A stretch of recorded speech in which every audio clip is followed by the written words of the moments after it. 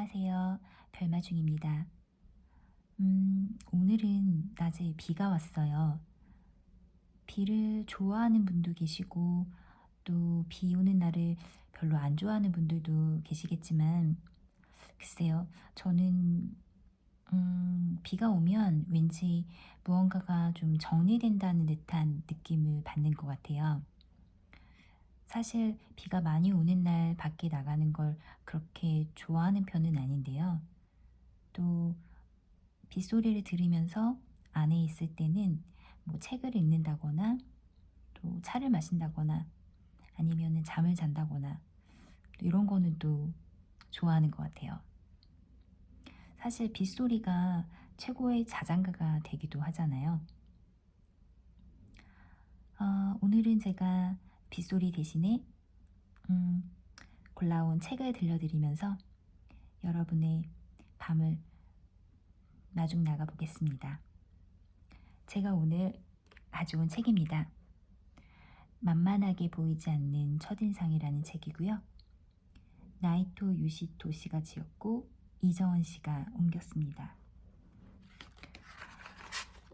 이 책은 총 5개의 챕터로 해서 이렇게 구분되어져 있는데요. 제가 오늘은 첫 번째 챕터인 모든 인간관계는 첫인상으로 결정된다. 이 부분을 한번 읽어보도록 하겠습니다.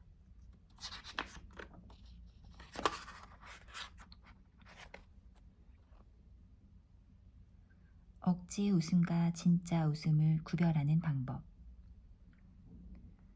누군가 재미없는 이야기를 해도 의미 없이 웃어줄 때가 있다. 그런 웃음을 흔히 거짓 웃음 또는 형식적인 건조한 웃음이라고 하는데 우리는 왜 그런 행동을 하는 것일까? 예를 들어 자신보다 지위가 높은 사람이나 나이가 많은 사람이 재미없는 농담을 할 때 우리는 그가 불쾌하게 느끼지 않도록 살짝 웃어준다. 그의 기분을 맞춰주는 것이 인간관계의 기본이라고 알고 있기 때문이다. 그렇다면 반대 입장이라면 어떨까?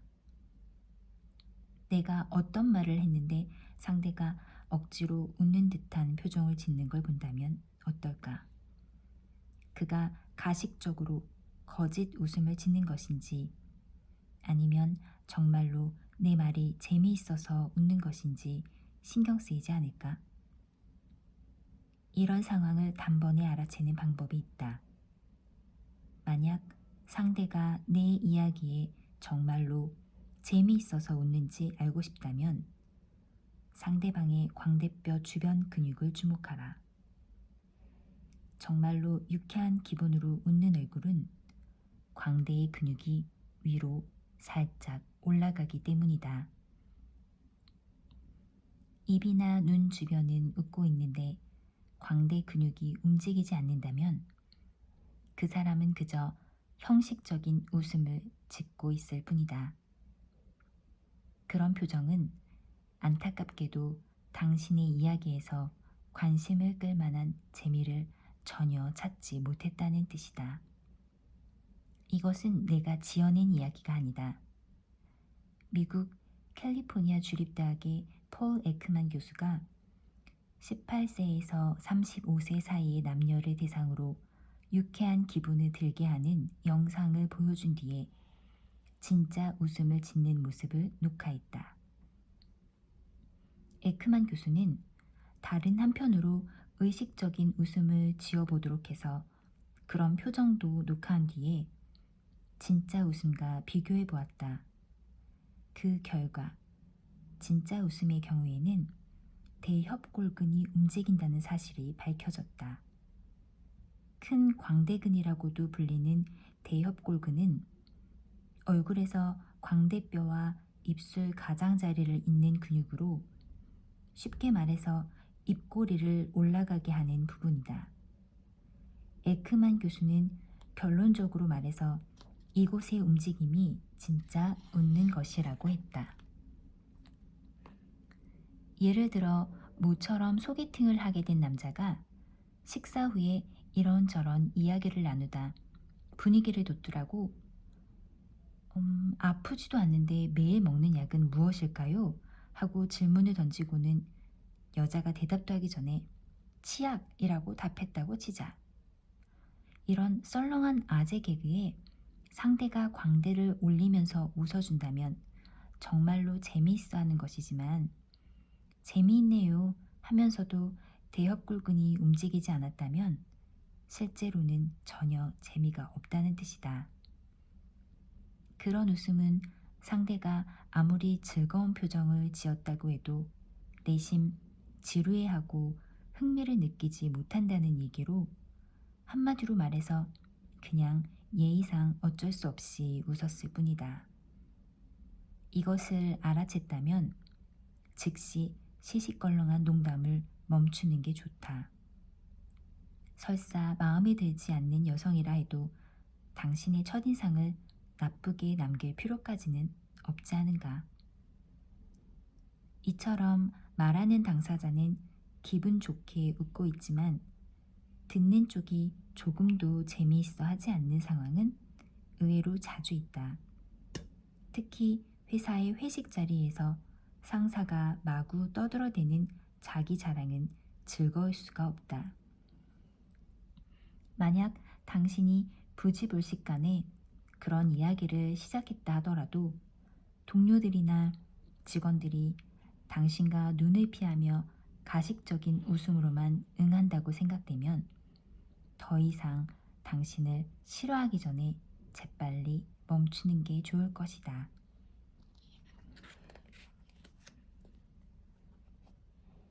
뇌는 0.1초 만에 사랑에 빠진다. 뇌와 마음의 관계를 탐구하는 뇌과학자 모기 게니치로는 오래전에 뇌는 0.1초 만에 사랑에 빠진다는 책을 발표한 적이 있다. 제목이 말하는 바대로 이 책은 첫인상이 우리의 뇌에 얼마나 큰 역할을 하는지를 흥미진진하게 설명하고 있다.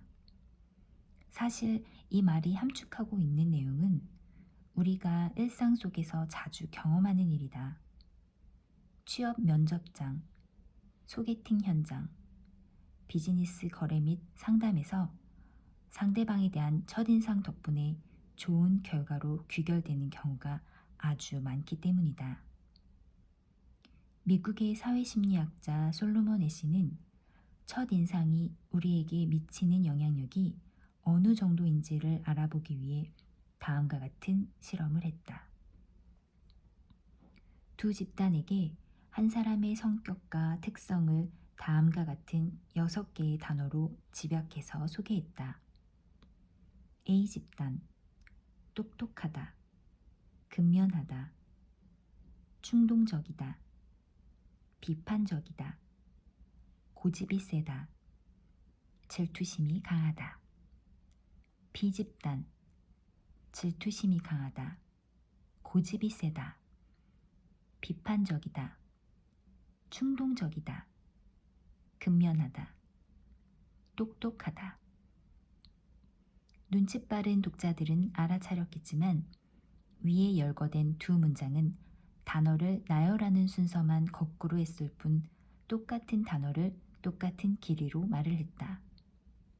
두 집단은 그 사람에 대한 첫인상을 어떻게 판단했을까? A 집단, 대체로 성실한 사람 같다. B 집단, 문제가 많은 사람 같다. 똑같은 사람에 대한 평가를 단지 단어의 순서만 바꿔 표현했을 뿐인데 이렇게 상반된 반응이 나온 것이다. 이처럼 먼저 제시된 정보가 나중에 들어온 정보보다 사람의 기억에 더 크게 영향을 미치는 현상을 초도 효과라고 부른다. 여기서 초도라는 말은 사전적으로는 1순위 또는 탁월한 등을 뜻하는데 심리학에서는 사람을 처음 본 후에 머릿속에 남게 되는 첫인상을 의미한다. 왜 이런 현상이 일어날까? 한마디로 말해서 초도 효과는 뇌가 가진 능력의 한계치 때문에 일어난다. 뇌는 처음에 들어온 정보를 입력한 뒤에 그 후에 들어오는 정보는 앞선 정보의 틀에 맞춰 해석하려는 경향이 있다. 이를 달리 말하면 상대방이 뇌에 초두 효과를 불러일으키면 자신의 첫인상 이미지를 극대화할 수 있다는 얘기가 된다.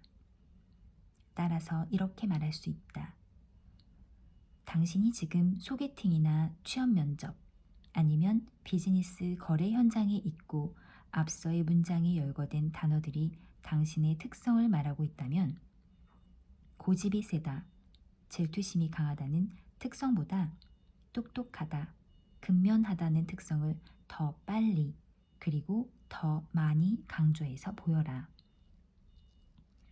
일반적으로 면접에서 첫인상이 좋으면 면접관에게 호감을 주고 프로젝트를 발표할 때 발표자의 태도가 참석자들에게 더 좋은 인상을 남기는 이유는 면접자나 발표자가 바로 자신의 강점에 주력했기 때문이라고 볼 수 있다. 나는 사회심리학자의 입장에서 기업의 면접 현장에 참여할 때가 많은데 미리 정해놓은 질문 사항들에 대해 취업 희망자가 얼마나 해박하게 대답을 하느냐보다 그 사람의 첫인상이나 대답하는 태도의 성실성에 더 많은 점수를 주곤 한다. 동양고전의 최고 병법서인 손자병법에 기선을 제압한다는 말이 나오는데 이 말은 상대편의 세력이나 기세 따위를 위력이나 위험으로 먼저 억눌러 통제한다는 뜻이다. 손자는 이렇게 설명한다. 싸움 초반부터 확실하게 기선을 제압하고 시작하면 상대는 그 분위기에 압도되어 쉽게 위축된다. 교전 중에 위축된 병사들의 사기를 원상 회복시킨다는 것은 아무리 출중한 능력을 가진 장수라도 쉽지 않은 일로 이는 곧 승패에 중요한 영향을 미친다. 내가 첫인상이 좋은 사람에게 더 많은 점수를 준 것은 달리 말하자면 그에게 기선을 제압당했기 때문일지도 모른다. 그래서 나는 인간관계에 관한 강의할 때마다 이렇게 말하곤 한다. 살면서 맺게 되는 어떤 인간관계라도 멋진 첫인상으로 기선을 제압해라. 물론 내면의 충실함 없이 무조건 호감을 사는 얼굴이나 태도로 모든 인간관계가 훌륭하게 결정되지는 않는다. 진정한 첫인상은 내면적으로 그리고 외면적으로 긍정적인 부분으로 꽉 차있는 모습으로부터 출발한다. 당신은 어떤가? 좋고 싫은 감정을 단번에 알 수 있는 몸의 방향. 상대가 나를 싫어하는지 좋아하는지를 알고 싶다면 그 사람의 몸의 방향에 주목하자. 좋아하는 사람이 앞에 있으면 더 가까이 가고 싶은 마음이 들듯이 호감을 느끼게 되면 몸이 자연스럽게 앞으로 향하게 된다. 따라서 탁자를 사이에 두고 마주보고 앉아 있다면 앞으로 내미는 자세를 취하게 되는데 싫어하는 사람이 앞에 있을 경우에는 될 수 있으면 거리를 두고 싶다는 심리가 발동하기 때문에 몸을 최대한 뒤로 젖히려고 한다. 캘리포니아 대학 심리학과 앨버트 메라비언 교수는 상대방에 대한 호감을 결정하는 데는 대화의 내용이 7%, 목소리가 38%, 보디랭귀지 같은 시각적 이미지가 55%의 영향을 미친다는 이론을 발표하며 이런 말을 남겼다. 행동의 소리가 말의 소리보다 크다. 메라비안의 법칙이라 불리는 이 말의 핵심은 당신이 연설을 하게 된다면 반드시 알아둬야 할 조언으로 말의 내용보다는 목소리와 바디랭귀지에 최대한 신경을 쓰라는 얘기다. 메라비언 교수는 다른 실험도 했다. 그는 대학생들을 대상으로 좋아하는 사람을 머릿속에 떠올려 보라고 요청했다. 그러자 학생들은 무의식적으로 앞을 향해 몸을 내미는 자세를 취했다. 메라비언 교수는 이를 토대로 기본적으로 몸을 앞으로 내민다는 것은 호의적인 마음을 표현하는 행동이라고 말했다. 나는 이 이론을 강의실에서 직접 경험하고 있다. 강의실 맨 앞자리에 앉는 학생들은 대부분 교수에게 호의를 갖고 있거나 강의 내용을 좋아한다고 볼 수 있다. 하지만 반대라면 뒷자리에 앉는 경향이 강하다. 나는 강의를 할 때 앞자리에 앉아 있는 학생에게는 안심하고 말을 건넨다. 그들은 앞자리에 앉음으로써 저는 교수님에게 호의적입니다 라는 사인을 보내고 있는 것이라고 볼 수 있기 때문에 나 역시 안심하고 말을 걸게 되는 것이다. 하지만 강의실 뒤쪽에 앉아있는 학생들은 가급적이면 나와 눈을 마주치고 싶어 하지 않는 경우가 많다. 그들이 그러는 이유는 나도 잘 알 수 없다. 단순히 나의 강의에 관심이 없는 것일지도 모르고 나에 대해 무관심하거나 반감을 갖고 있는지도 모른다. 강의실에서 학생들의 자세를 관찰해보면 앞쪽에 앉는 학생들은 몸을 앞으로 향한 자세로 강의 내용을 메모하거나 듣는다. 반면에 뒤쪽에 앉아있는 학생들은 의자 등받이에 기댄 듯이 몸을 뒤로 젖힌 채 시선은 허공을 향하고 있다. 뭔가 화가 나거나 짜증이 난 듯한 표정. 그게 아니면 철저히 무관심한 얼굴이다. 나는 그런 자세만으로도 그들이 나와 나의 강의에 대해 어떻게 생각하는지를 엿볼 수 있다. 회사에서 기획안을 발표할 때 팀원들이 몸을 앞으로 내민 채 말을 들어준다면 그 발표는 성공적으로 끝날 가능성이 높다. 왜냐하면 발표자인 나에게 호의를 가지고 있는 게 분명하기 때문이다. 반대로 발표 중에 팀원들이 대부분 자세를 뒤쪽으로 향하여 젖히고 있다면 나는 당신이 별로라고 생각해. 나는 이 기획에 반대한다는 의견을 암암리에 드러내는 것이기에 발표가 실패로 끝날 확률이 높다. 무심코 하는 행동에 본심이 드러난다. 우리가 본심을 드러내는 동작에는 잠시 동안 지속되는 것과 순식간에 사라지는 것이 있다. 갑작스런 일을 당했을 때 이에 대한 반응으로 잠시 지속되는 동작은 알아차리기 쉽지만 순식간에 사라지는 동작은 똑바로 관찰하지 못하면 상황 파악에 도움이 되지 않으니 주의 깊게 지켜볼 필요가 있다. 콜로라도 대학 커뮤니케이션 학과의 오드리 넬슨 박사는 순식간에 표현되었다가 곧바로 사라져버리는 사람들의 신호를 미소 행동이라고 불렀다. 가령 나쁜 소식을 들은 사람은 아주 짧은 순간 어깨를 떨구는 동작을 보인다. 이런 행동은 순간적으로 나타나는 것이기에 주의 깊게 보지 못한 사람은 눈치채지 못할 수도 있다. 미안한데 이번 제안은 없었던 일로 해야 할 것 같아. 고마운데 너무 바빠서 함께 할 수 없겠어. 다음에 보자. 그동안 고마웠네. 이제 공동 프로젝트는 그만두었으면 하네. 이런 소식들을 들으면 이 일에 열정을 다했던 상대는 순간적으로 어깨를 떨군다. 하지만 곧바로 어깨를 원상태로 돌린다.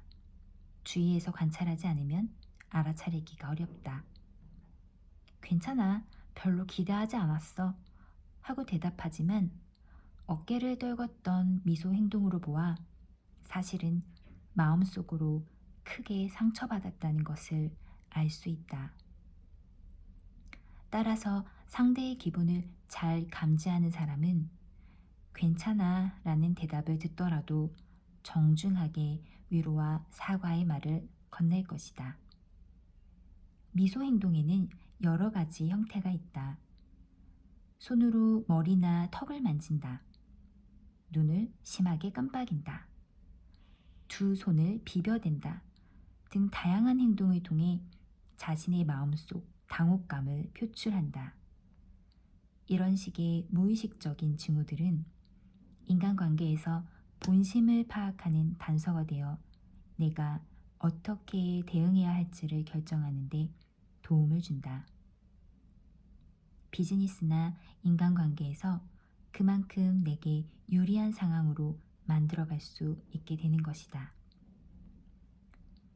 우리는 제스처나 바디랭귀지가 입으로 구사하는 언어에 비해 표현하기 어려운 미묘한 부분을 상대에게 전달하는 강력한 힘을 가지고 있다는 사실을 잘 알고 있다.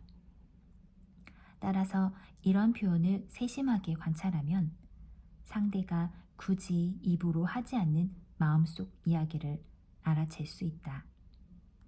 그러니 사람들을 만날 때는 항상 상대의 태도에 신경을 쓰도록 하자. 그렇게 하지 않으면 중요한 실마리를 놓쳐버리거나 주도권을 빼앗기게 되어 유리한 상황을 만들지 못하게 된다는 점을 기억하자.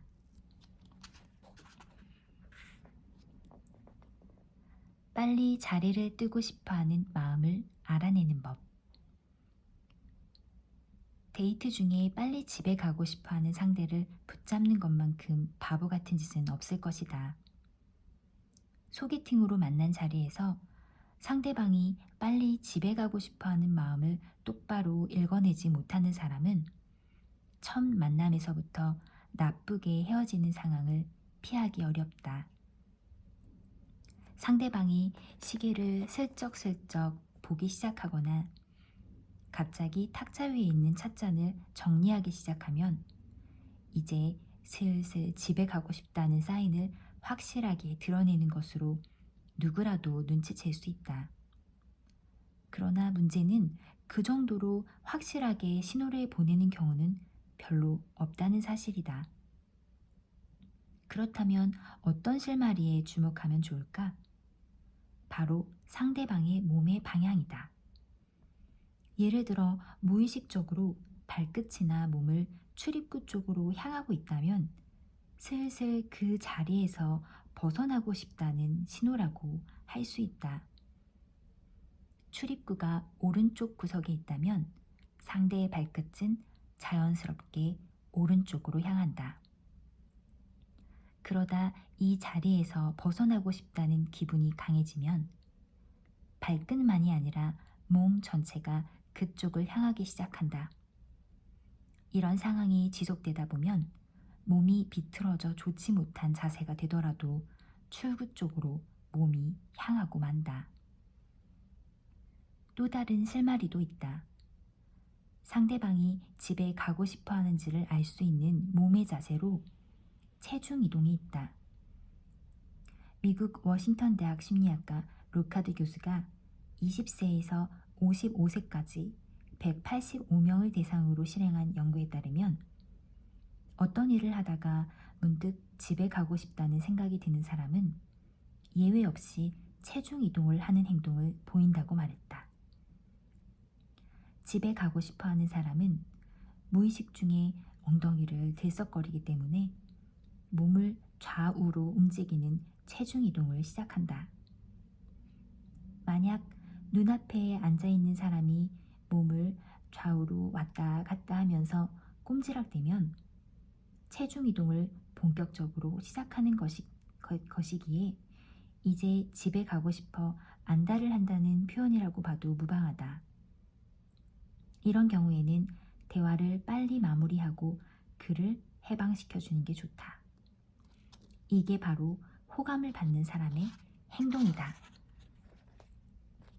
예를 들어 세일즈 상담을 위해 어떤 사람과 만났는데 비록 그가 허락한 시간이 30분이라도 휴대폰을 본다거나 빈번하게 체중 이동을 하는 등 자리를 뜨고 싶다는 신호를 보낸다면 10분 정도에서 이야기를 끝내는 편이 그를 배려하는 것이라고 할 수 있겠다. 문제는 대부분의 사람들이 이렇게 하지 않는다는 것이다. 예를 들어 보험 판매를 하는 사람이 어렵게 성사된 미팅을 하게 된 경우가 있다. 그동안 여러 차례 방문했음에도 허락을 받지 못하다가 겨우 면담을 하게 되었으니 기대감도 매우 클 것이다. 그런데 상대가 상담이 시작된 지 10분도 안 되어 몸을 비비꼬거나 자꾸 시계를 보면서 어서 끝내달라는 신호를 보내고 있다. 이런 상황에서 약속된 1시간 동안 계속 이야기를 이어간다면 어떻게 될까? 상대방에게 퇴짜를 받을 가능성만 높아지지 않을까? 취업 면접은 걸음걸이에서 결정된다. 나는 많은 기업들로부터 취업 면접관이 되어달라는 부탁을 자주 받는다. 면접 현장에서 만나는 취업 희망자들의 모습은 아주 다양한데 한 가지 공통점은 취업에 대한 열망이 얼굴에 가득하다는 것이다. 나는 취업 희망자가 방으로 들어오고 의자에 앉을 때까지 그 짧은 시간 안에 그들에 대한 채용 여부를 결정할 수 있다. 말도 안 된다고 생각하겠지만 이건 분명한 사실이다. 무엇으로 그것을 알 수 있느냐 하면 바로 그들의 걸음걸이다. 실내로 들어오고 난 뒤부터 자리에 앉을 때까지 걸음걸이가 빠른 사람일수록 대화를 무난하게 진행할 수 있다. 반면에 걸음걸이가 느린 사람은 면접이 잘 진행되지 않는다. 우리 사회는 행동이 재빠른 사람을 선호한다. 반대로 매사에 느릿느릿한 사람은 외면당하기 십상이다. 면접관은 취업 희망자가 방에 들어온 뒤에 활기차게 걸어와서 자리에 앉으면 일단 호감을 갖고 대하게 된다. 이때의 첫인상이 취업 여부를 결정하는데 만만찮은 요인으로 작용한다. 이것은 스웨덴 린셰핑 대학 심리학과 아스트롬 교수의 주장이다. 아스트롬 교수는 여러 직업군에 종사하는 20세에서 65세까지의 남녀를 모아서 연구자와 면접을 하도록 실험을 해봤다. 그는 면접 풍경을 몰래카메라로 촬영했는데 영상을 분석해보니 피실험자가 자리에 앉을 때까지의 시간이 빠를수록 자리에 앉고 난 뒤에 면접관과 눈을 마주치는 장면이 늘었고 대화도 부드럽게 진행된다는 사실을 알아냈다. 그에 비해서 느릿느릿 방으로 걸어 들어오는 사람에게는 면접관이 미간을 찌푸리는 장면이 포착되었다. 나중에 면접관에게 물어보니 거만하다, 답답하다, 무능하게 보인다 등의 첫인상을 말해 주었다. 결과적으로 말해서 취업 면접은 실내로 들어와 자리에 앉을 때까지의 짧은 순간이 승부처다. 그렇다고 총총거리며 뛸 필요는 없다. 될 수 있는 한 경쾌한 발걸음으로 자리에 앉는 것이 포인트다. 여기에 표정이 밝고 자신감에 차 있다면 가산점은 자동이다. 이것은 비즈니스나 상담 현장에서도 그대로 통용된다.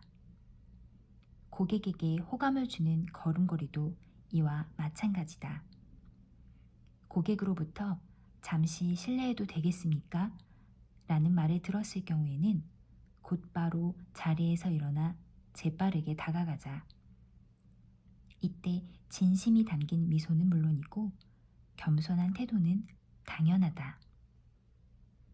고객 입장에서는 자신의 말에 즉각 반응하는 직원의 태도에 만족감을 느낀다.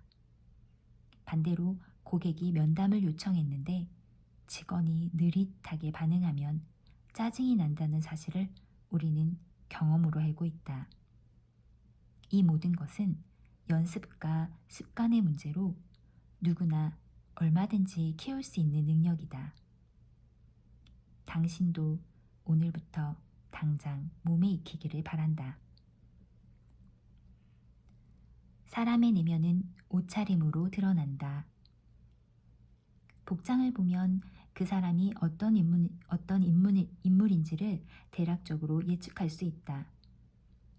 사람의 내면이 옷차림에 고스란히 드러나기 때문이다.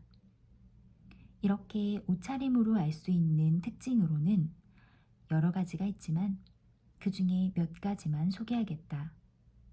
먼저 단정하고 말끔한 옷차림을 하는 사람은 불안감이 없고 자신감이 넘쳐 보인다. 수수한 차림에 무엇 하나 튀지 않는 옷차림인데도 단연 돋보이는 경우가 있다. 어떤 사람은 분명히 말끔한 차림을 하고 있는데 어딘가 모르게 어색해 보인다. 지나치게 화려한 색상의 셔츠를 입었거나 몸에 맞지 않는 옷을 입은 것처럼 불안한 기색이 역력한 경우가 그렇다. 그런가 하면 옷차림이 보통 이상으로 화려한 사람이 있다. 이런 사람은 자신을 봐주기를 바라는 자기 과시 욕구가 강하다고 할 수 있다. 또 남의 칭찬에 약하기 때문에 멋있다, 훌륭하다 같은 말을 해주면 금방 마음을 연다. 일반적으로 자기애가 강한 사람일수록 복장에 지나치게 집착하는 경향이 있고 그와는 달리 다른 사람을 우선적으로 배려하는 사람들은 옷차림에 그다지 개의치 않는다. 자신의 외견에 집착하지 않는 것은 자기보다 다른 사람을 더 생각하기 때문이기도 하지만 평범한 옷을 입어도 개의치 않는 자신감이 있기 때문이기도 하다.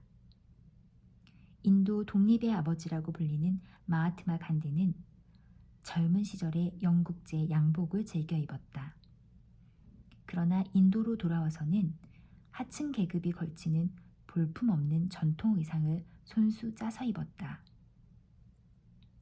마음속으로 자신보다 조국 인도를 더 중요하게 생각했기 때문이기도 하지만 그런 옷차림으로도 충분히 외세에 대항할 수 있다는 자신감이 있었기 때문일 것이다. 옷차림에 집착하지 않고 아무 옷이나 걸치는 사람을 첼치지 못한 성격이라고 보는 사람도 없지 않겠지만 그런 모습은 자기애가 강한 게 아니라 타자 지향의 성격을 가지고 있다고 생각해도 좋을 것이다. 모든 인간관계는 첫인상으로 결정된다에 대한 부분으로 오늘 책을 읽어봤는데요. 글쎄요. 첫인상 참 중요한 것 같아요. 이 책의 제목처럼 만만하게 보이지 않는 첫인상. 아직 두 번째, 세 번째, 네 번째, 다섯 번째 파트가 있기 때문에 끝까지 읽어보면 다른 사람들에게 꿀리지 않는, 만만하게 보이지 않는 내 첫인상을 바꿀 수 있지 않을까 싶습니다. 오늘은 여기까지 하겠습니다. 여러분 좋은 밤 되세요. 감사합니다.